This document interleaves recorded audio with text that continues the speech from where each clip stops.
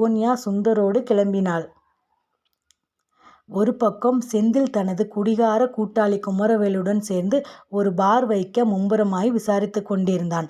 அவனுக்கு ஏற்ற தொழில். உடன் 2-3 பழைய கார்கள் வாங்கி வைத்து டிராவல் போலவும் நடத்தலாம் என்று திட்டம் போட்டு கொண்டிருந்தான். இன்னொரு பக்கம் சுகன்யா தான் வேலைக்கு போகும் தேயிலை காடுகளில் 1 ஏக்கர் அளவுக்கு விலை கேட்டு கொண்டிருந்தாள். சுந்தருடன் அங்கு போய் கொண்டிருந்த தேயிலை காட்டை பராமரித்து அங்கே ஜீவனம் பண்ண திட்டமிட்டு கொண்டிருந்தாள். 4 பெரியவர்கள் கூடி ஒப்புக்கு ஒரு பஞ்சாயத்து கூட்டி செந்தில் சுகன்யா தம்பதி பிரிவதாக அறிவித்து சட்ட ரீதியாக விவாகரத்து பெறும் வரை சுகன்யா சுந்தரின் பாதுகாப்பில் இருக்க சம்மதம் தெரிவித்தனர். செந்திலும் உடன் சம்மதித்தான்.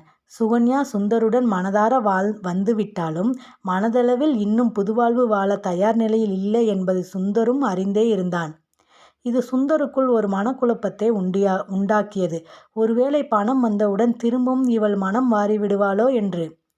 ஓர் இரவு எனினும் அவளோடு வாழ்ந்துவிட்டால் என்ன? அவள் தன்னை விட்டு போக மாட்டாள் என்று கணக்கு போட்டான் சுந்தர். அன்று இரவே அவளை தொட முயற்சித்தான். அவள் தனக்கு காலையிலிருந்தே தலை சுற்றுவதாக இருப்பதாக சொல்லி நிராகரித்தாள்.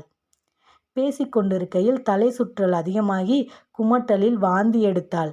உடனடியாக பைக்கில் ஏற்றி அருகில் இருந்த டவுனில் பிரியதர்ஷினி டாக்டரிடம் காட்டினான். சுகன்யா கர்ப்பமாக இருப்பதாக டாக்டர் சொல்லவே சுகன்யாவும் சுந்தரும் ஒரு சேர அறிவித்தனர். இது அவளது 4 ஆண்டு தவம். வரம் கிட்டையில் உடல் கணவன் இல்லை. சில நேரம் இப்படித்தான் வாழ்க்கை. சந்தோஷத்தையும் கொடுத்து துக்கத்தையும் ஒரே நேரத்தில் கொடுத்து திணறடிக்கும். டாக்டர் எழுதி கொடுத்த மருந்தை மட்டும் வாங்கி கொண்டு வீடு திரும்பினர். வீடு திரும்பும் வரை இருவரும் ஒரு வார்த்தை கூட பேசிக்கொள்ளவில்லை. வீட்டிற்கு வந்தவள் மாத்திரையை போட்டுக்கொண்டு அப்படியே உறங்கி போனாள். ஆனால் சுந்தருக்கு உறக்கம் பிடிக்கவில்லை. அந்த குழந்தையை பெற்றுக்கொள்வதா கலைப்பதா? பெற்றுக்கொள்வதென்றால் செந்திலின் குழந்தையை தான் எப்படி வளர்ப்பது? கலைப்பது என்றாலும் சுகன்யா சம்மதிப்பாளா? இது பற்றி எப்படி பேசுவது? குழப்பத்திலேயே அந்த இரவு கழிந்தது. அதிகாலையில் பாத்ரூம் செல்வதற்காக எழுந்தவள் சுந்தர் உறங்காமல் இருப்பதைக் கண்டு அருகில் வந்தாள்.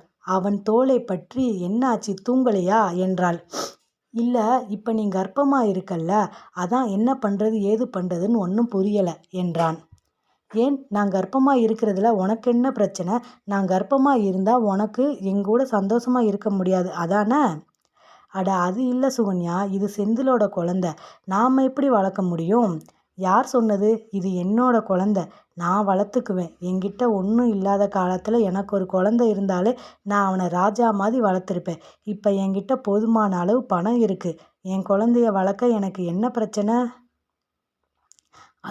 அதைத்தான் நானும் சொல்ல வரேன். இந்த பணமும் உன்னோட பங்கு தானே? செந்தில்கிட்ட இருக்குது அவனோட பங்கு. அப்போ குழந்தைக்குன்னு ஒரு பங்கு வரணும்ல. இப்போ அதையும் அவன்கிட்ட கேட்டு வாங்கலாம்ல. சுகன்யா கேவலமாக பார்த்தாள் சுந்தரை. மேற்கொண்டு எதுவும் பேசாமல் படுத்து கொண்டாள். சில மனிதர்கள் எப்போதும் அப்படித்தான். பணமென்று வந்துவிட்டால் தன் கடைசி சதவீத அல்பத்தனத்தையும் காட்ட தயங்குவதில்லை. சுகன்யா கர்ப்பமாய் இருக்கும் விஷயம் செந்திலுக்கு தெரிய வரவே கோடி ரூபாய் கிடைத்ததை விட கூடுதலாய் மகிழ்ந்தான். ஆனால் இனி ஒருபோதும் அவள் தன்னோடு இருக்கப் போவதில்லை என்பது நினைவுக்கு வரவே அந்த நொடி அவனது மொத்த சந்தோஷமும் இருண்டது. அவள் கருத்தரித்தால் எப்படியெல்லாம் பார்த்து கொள்ள வேண்டுமென வெகு காலமாய் நினைத்து கொண்டிருந்தானோ அவன் ஆழ்மன ஆசையெல்லாம் நினைவு கூர்ந்தான். கண்கள் பனித்தன. ஆண் எத்தனை அயோக்கியத்தனம் செய்தாலும் இது மாதிரி நொடி பொழுதில் புனிதப்பட்டு போக கூச்சப்படுவதே இல்லை. பூட்டிய வீட்டுக்குள் தனியாக அழுதான். கவனிப்பாற்ற நேரத்தில் துளிர்க்கும் கண்ணீருக்கு எப்போதும் அடர்த்தி அதிகம். அந்த கண்ணீர் அவனை உண்மையில் புனிதப்படுத்தியது. அவன் போட்டோவை எடுத்து வைத்து கொண்டு அழுதான். சுகன்யா, நான் தப்பு பண்ணிட்டேன். இனி எப்பவும் உன்னைய நான் தப்பாக பேச மாட்டேன்டி. இந்தா என்னோட பங்கு காசையும் நீயே வச்சுக்கோ. நீ என் கூட இருந்தால் மட்டும் போதும். எனக்கு நீ மட்டும் தாண்டி வேணும் கருவாச்சி என்று கதறி அழுதான் சுந்தர்.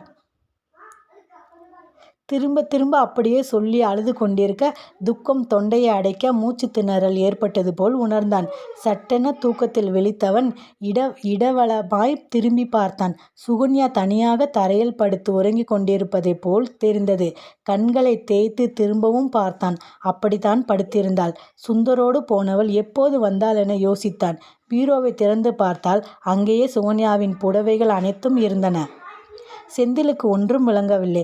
டிவி மேல் டவலுக்கு அடியில் பார்த்தான். அந்த லாட்டரி சீட்டும் அப்படியே இருந்தது. டிவிக்கு அருகே சுவற்றில் தொங்கிக் கொண்டிருந்த அம்பிகா காலண்டரை பார்த்தான். அது தேதி 22 காட்டிக் கொண்டிருந்தது. திரும்ப லாட்டரி சீட்டை பார்த்தான். அதில் 24ஆம் தேதி